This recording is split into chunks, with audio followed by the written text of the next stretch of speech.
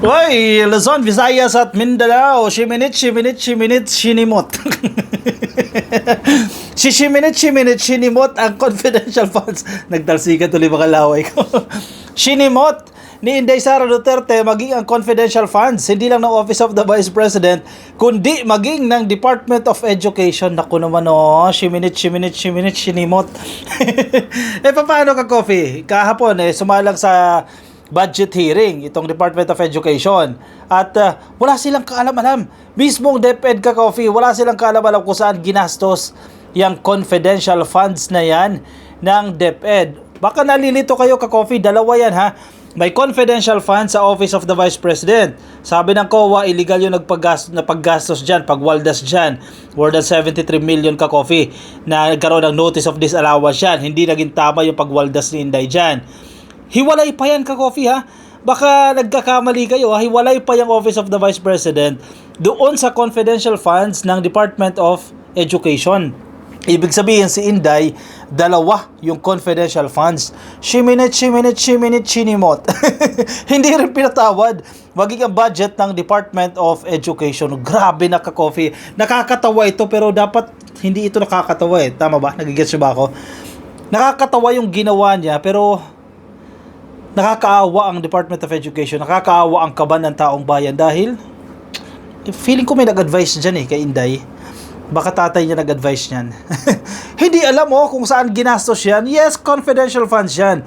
Pero kahit papaano, alam yan ng mga opisyalis ng Department of Education dapat. Pero base sa budget hearing kahapon, walang kaalam-alam, ka Coffee. Itong mga opisyal na mismo ha, sa Department of Education. Ayan Hume-headline niya confidential funds noong 2023. Grabe ang ginawa ni Inday. 2023, hindi alam ng DepEd kung saan ginastos ni VP Sara. May nakita kaya silang pinaggastosan yan?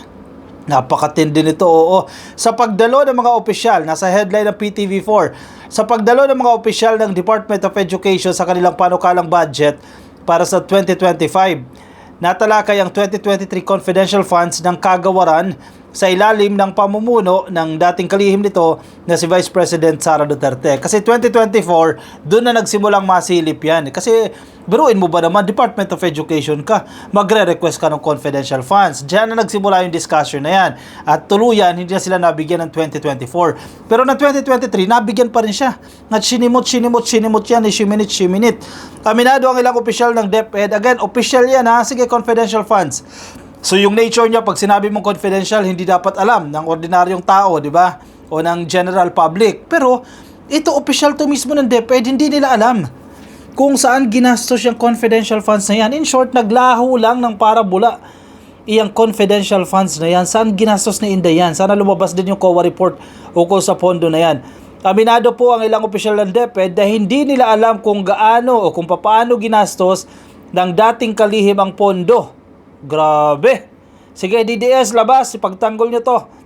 Giit ni Deputy Undersecretary for Finance Annalyn Sevilla, tanging cover letter lang ng liquidation report ang ibinigay sa kanya. Mismong yung USEC for Finance na nila mismo, hindi alam paano ginastos yan. Ibig sabihin, paano yan? Ang nakakaalam lang si Inday Sara Duterte. Yung close-in niya, yun lang ang nakakaalam. Kasi mismong yung USEC na Kung tutusin, mataas na opisyal na yan, ka Coffee, ng Department of Education. USEC for Finance na yan. Dapat alam niya nga yan kahit papaano kung papaano ginastos yan. Pero wala siyang kaalam-alam. Paano ginastos ni Inday yung confidential funds na yan ng DepEd. Grabe, ang binigay sa kanila cover letter lang. Samantala, humarap din ang bagong liderato ng DepEd na si Secretary Sani Angara sa pagdinig kung saan kinumpirma nitong hindi sila hihingi ng confidential funds para sa kanilang 2025 budget. Di hamak na mas matino at layo ang diferensya ni Secretary Sani Angara dito kay Inday Sara Duterte. Kala nyo tapos na? Hindi pa dyan magtatapos. Hindi kayo tatantaran ni Senator Risa Ontiveros dyan. Nangangamoy hearing na naman, ka Coffee. Hindi po titigil dito si Senator Risa Ontiveros. Ayan may headline, ka Coffee. Bago lang ito 2 hours ago. Itong balita na ito nasa headline ng Inquirer.net. Ontiveros wants Senate probe into Duterte-led DepEd's secret fund. Grabe. Grabe talaga ka-coffee. Hindi mo na masikmura. Napakabait kasi ni PBBM dito eh. First 1.5 years ng administrasyon. Pinagbigyan to lahat ng request ni Inday Sara Duterte. Please, ka-coffee, sinuyo ito. Tapos, yan lang pala ang ginagawa. Hindi nakatulong sa gobyerno, hindi nakatulong sa administrasyon. Nagwaldas ng pondo. Ang masaklap, hindi may paliwanag kung saan ginastos yung pera na yan. O ngayon, imbestigahan ka ngayon ni Senator Risa Ontiveros. Ang problema, kung ipatawag siya dyan sa Senado para sa investigasyon, babastusin niya na naman ang mga senador. Hindi na naman sasagot ng tama yan. Wala na tayong dapat asahan dito kay Inday. Grabe ha, mga DDS. Sige, pagtanggol nyo pa ito. Senator Risa Ontiveros on Tuesday blasted the Department of Education supposed unawareness of how its 112 million pesos confidential funds in 2023 was utilized and urged the Senate panel on confidential and intelligence funds to probe the matter. 112 million pesos. Ilang reward na naman yan? Baka dinahilan na naman yan. Nagbigay na naman ng reward. Kasi sa OVP, nagbigay daw ng reward, pero yung reward, grocery at saka gamot. Halimbawa, nakatulong ka, bigyan ka ng reward, gamot ang binigay. Ito, 112 million sa DepEd yan. Napakalaking halaga na naman yan. Hindi alam mismo mga matataas na opisyal ng DepEd paano ginastos yan. Sinulo lang nilang impormasyon dyan. In a statement, Ontiveros said the DepEd's admission only confirmed that the allocation of such a significant budget was misguided from the start. Si Inday ang humawak eh. Buti na lang talaga na-discover yan last year Kung hindi na-discover yan, baka hanggang ngayon tuloy-tuloy pa rin po yung pagwawaldas nila ng pondo ng taong bayan. Grabe. Grabe talaga. Manang-mana Sino pinagbanahan nito? Bakit ganyan nagwaldas ng pera yan? Hindi pwedeng maghugas kamay ang ilang opisyal ng ahensya sa usapin ng paggamit ng confidential fund. Kung hindi ito nagamit ng tama at wasto, mananagot din ang sino bang may partisipasyon sa paggamit nito, sabi ni Senator Risa Ontiveros. Dapat imbestigahan nila ito dahil hindi ito biro ka-coffee. Malaking pera ito, 112 billion, and definitely ang COA maglalabas ng report dyan. Mamaya may mga notice of disallowances din yan Diyan sa 112 million pesos na yan baka katulad yan kung paano ginastos ang confidential funds ni Inday Sara Duterte. Feeling ko same concept yan. Mapupunta sa reward lahat yan. Sige, 80% ng confidential funds napunta sa reward. Anong binigay? Silya? Anong binigay? Libro? O baka dyan kinuha yung pambaya doon sa illustrator sa libro niyang Ang Kaibigan o kung saan na naman yan. Nako, may mananagot na naman dyan. Ang problema, wala tayong i-expect na naman na magagandang sagot na naman dyan sa investigasyon na yan sa Senado dahil expected na natin lagi Anong isasagot ni Inday Sara Duterte dyan Kasi kung noon no comment ngayon puro pambalbalahura Ang sagot nito hindi niya na ginagalang ang Kongreso. She urged the Senate's Committee on Confidential and Intelligence Funds, Programs and Activities to look into the matter. Dapat, sino bang chairperson yan? She likewise appealed to the Commission on Audit to update the chamber on how the CF was utilized. Ayan na, hindi na kayo tantanan ni Senator Risa Ontiveros dyan. Ayan, ang COA, definitely magpapasa yan. Hihintayin ko rin ang ilalabas na report ng Commission on Audit hinggil dito.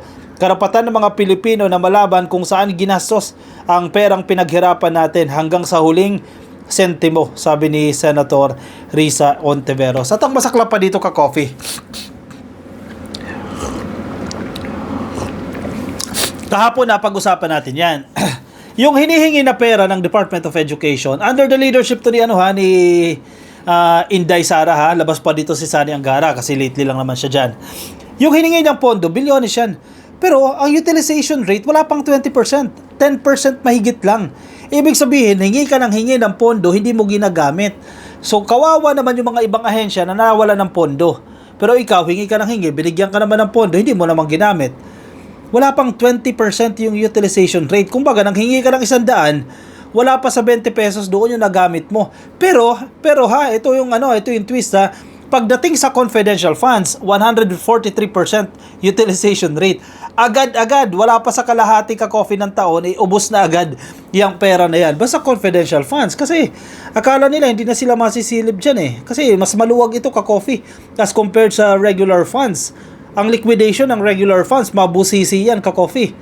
Pero pagdating sa confidential funds, mga certification lang ang inilalabas dyan. Buti nga nasilip ito Kasi kung hindi umingay ito, wala tayong maririnig na nagkamali pala ng paggastos itong si Inday sa ilalim ng OVP. Hindi pa lumalabas yung sa Department of Education dyan. Di ba? Ang tindi nito, ka-coffee. At dapat may managot dito. Hindi mo pwede basta-basta i-absuelto na lang yan sila dahil sa ginawa nila. Kung nagkamali sila dyan, kailangan nilang managot. And sana lang ka-coffee, ang ating House of Representatives at ganoon din ang Senado, makaisip sila ng creative way o ibang paraan kung paano nila lalabanan itong si Inday. Kasi wala kang mapiga sa mga pagdinig wala kang mapiga. Budget hearing, wala kang mapiga. Ganoon kabastos ka-coffee. Siya na yung nanghihingi ng pondo, hindi pa rin siya sumasagot sa mga tanong. Ito ang challenge ngayon sa House of Representatives. Ito din po ang challenge sa Senado. Isip kayo ng paraan kung paano nyo mapapasagot yan si Inday. Kasi hindi pwedeng laging no comment. Hindi pwedeng hindi ka-attend. Kung pwede, isumpinan ninyo yan para mapilitan umattend dyan. At hindi pwedeng control yung kanyang mga statements. At hindi laging pasagot o padabog o pangiinsulto yung kanyang sagot dahil pananagutan niya ito sa taong bayan Hindi natin maintindihan ng mga DDS dito. Malinaw naman ka-coffee na may pagkukulang dito si Inday. Sige, tanggol pa rin kayo ng tanggol dyan. Di ba? Malinaw. May problema siya. Pero kayo mga DDS, sige, todo tanggol pa rin po kayo. Sige, pera nyo rin yan. Parte kayo sa nag-contribute para ma-raise itong pondo na to para sa mga programa na ito ng DepEd, ng Office of the Vice President na winawaldas lang sa hindi tamang paraan. Okay ka ba dyan? Kung ikaw DDS na nakikinig, may mga DDS na nakamonitor sa atin ngayon, okay ka ba dyan? Pinaghirapan mo yan buwis yan yung perang sumasahod sa'yo, yung perang pumapasok sa'yo kada buwan, malaking porsyento, inawas dyan para sa buwis mo. Let's say, sige, 100, 12 pesos dyan, VAT lang yan value added tax lang yan napunta na sa kaban ng bayan at yung iba dyan pupunta sa budget ni Inday pero gagastusin ng hindi tama. Okay ka ba dyan? Patutuwa ka ba dyan sa ganyang strategy? Di ba hindi? At hindi natin maunawaan itong mga DDS bakit todo tanggol pa rin kayo dyan. Tama yan, magkaroon ng investigasyon at managot ang dapat managot. At alamin ng HOR, alamin ng Senado, paano nila mapasasagot itong si Inday. Or kung hindi, impeach nyo yan. Di ba? House of Representatives, challenge din yan sa inyo dahil dyan magsisimula ang impeachment complaint Hindi naman sa Senado. Sa Senado lang didinggin yan. Sabi ni Castro, may matibay na kayong grounds dyan. Yung hindi tamang paggastos ng confidential funds, di gamitin nyo yan ka-coffee. May sinasabi din si Trillanes. Teka, may nabalitaan ako ditong kay Trillanes. Ang aligasyon naman ni Trillanes, nag-cash out daw po ng milyon-milyong halaga itong si Inday Sara Duterte. Hindi natin alam kung saan galing yung pera na yan. Wait lang, hanapin ko kung nasa balita na kahapon pa kasi ito Hindi natin ito masyadong pinatulan dahil kulang pa tayo ng reference. Teka, hanapin natin. Baka nasa pahayagan na.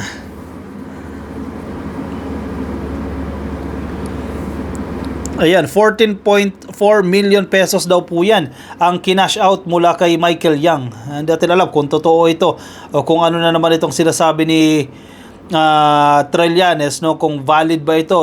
We don't have any way para ma-verify ito. Pero lumabas na ka-coffee ito. Nasa politiko na rin ito ka-coffee. Inilabas nila itong balita na ito na mayroon daw pong additional offense ito ka-coffee. Sara accepted / cash 2 checks worth 14.4 million pesos from D-Lord. Alam nyo na, D-Lord from the Drug Lord Associate of Michael Yang. Former Senator Antonio Trillanes IV revealed.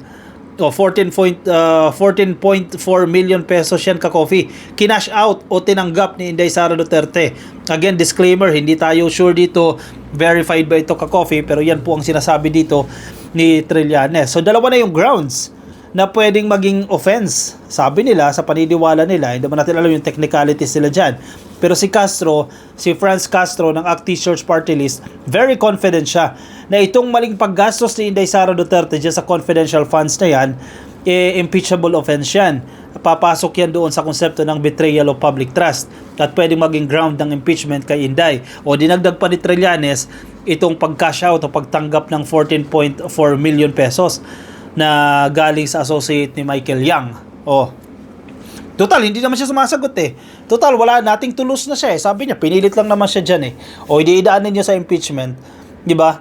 O baka mag-consider lang din siya dyan. Pag nagkaroon na ng impeachment proceedings dyan, baka umatras na lang din siya mismo. Total, wala ka nang mapapala kahit na anong sagot eh. Kahit anong investigasyon pa ang gawin dyan, hindi siya sasagot eh. Kung hindi na comment eh, pabalang yung sagot, wala kang mapapala dyan kay Inday Sara Duterte. Tapos imagine mo ha, maging presidente pa yan pagdating ng 2028. Nako, malaki-laking problema yan. O siya, sige.